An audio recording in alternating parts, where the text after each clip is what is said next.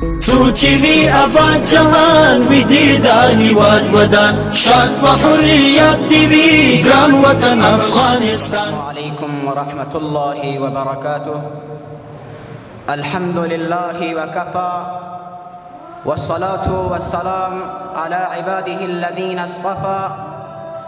أما بعد، فأعوذ بالله من الشيطان الرجيم. بسم الله الرحمن الرحيم.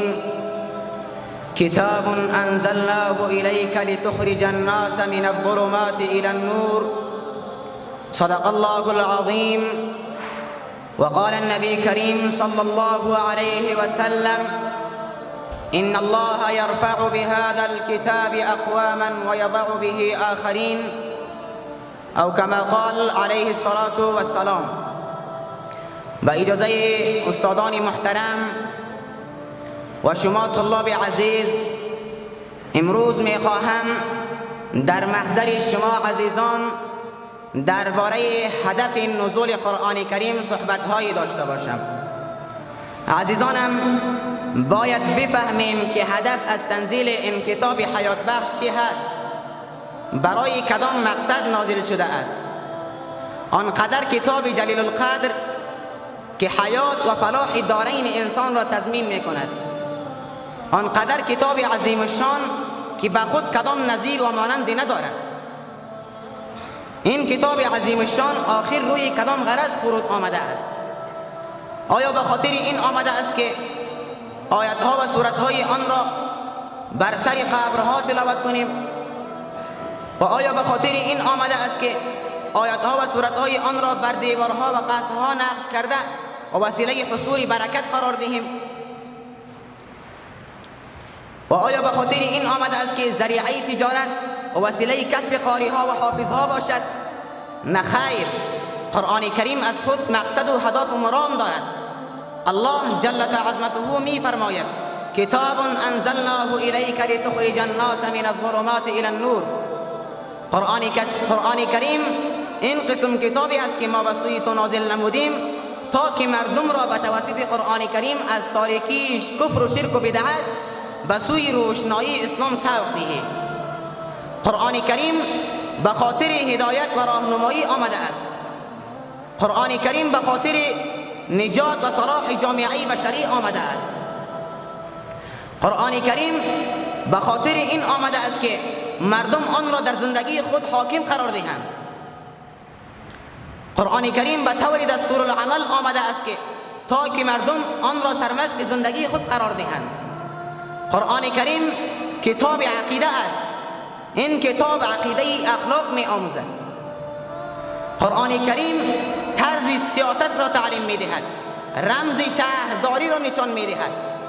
این کتاب جامعه ساز است، ولی متاسفانه مسلمانان امروز قرآن کریم را تنها وسیله حصول برکت و ذریعه شفا قرار دادند. قرآن کریم را در پوشهای مزین و در غلافهای قیمتبها پیچانیده و در طاقها گذاشتند، ولی در عبادات و معاملاتشان همان رسم و رواج پدران و نیکایان خویش را تقلید میکنند. این کتاب حیات بخش را برای فاتحه خوانی و ایصال ثواب تخصیص کرده اند، برای حیله اسقاط و برای بخشیدن گناهان مردگان تخصیص کرده اند، ولی از مطالب و معانی آن کلاه بیگانه هستند. شاعری چه خوب فرموده اند: به بند صوفی و ملا اسیری، عبرت از حکمت قرآن نبری. ز آیاتش تو را کاری جز این نیست که از یاسینش آسان بمیری. رسول الله صلی الله علیه وسلم فرمودند: ان الله یرفع بهذا الكتاب اقواما و یضع به آخرین. خداوند جل جلاله به توسط قرآن کریم گروهی را بلند می سازد و به توسط قرآن کریم گروهی را پست و ذلیل و خوار می گرداند. در صدر اسلام مسلمانان قرآن را دستور العمل خیش قرار داده بودند.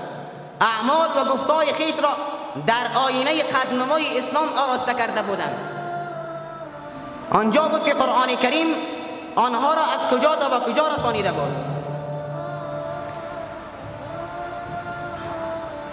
از شرق تا به غرب، از شمال تا به جنوب حکمروایی از اسلام بود. در ظرف نیم قرن اسلام خود را به اقصای نقاط جهان رسانیده بود.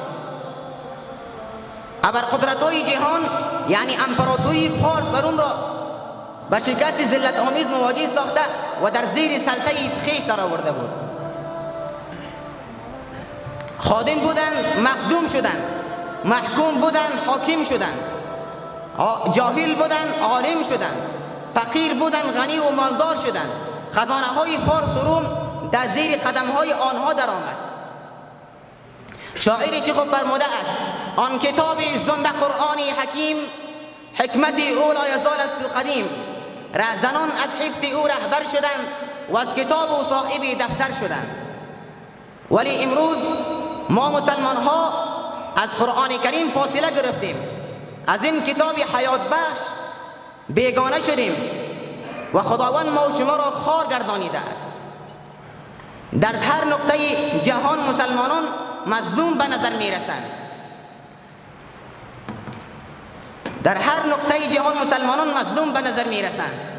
در هر نقطه جهان تنها خون مسلمان ریخته می شود. جان و مال مسلمان محفوظ نیست، آبرو و مال مسلمان محفوظ نیست. این همه به خاطر این است که من و تو مسلمان از قرآن کریم فاصله گرفتیم. عزیزانم، خلاصه تقریر من این شد که یک ملت و یک کشور و یک هیواد تا وقت کامیاب و سرفراز شده نمیتواند تا وقت مایی که به قرآن کریم عمل نکند و آن را در زندگی خیش به عمل نیاورد. در اینجا من سخنان خود را با چند مصرع شعر از علامه اقبال لاهوری به اختتام میرسانم. ز قرآن پیش خود آینه آویز، ز قرآن پیش خود آینه آویز، دیگرگون گشته ای از خیش بگریز. ترازوی بنه کردار خود را، قیامت های پیشین را برانگیز. و ما علینا الا البلاغ المبین.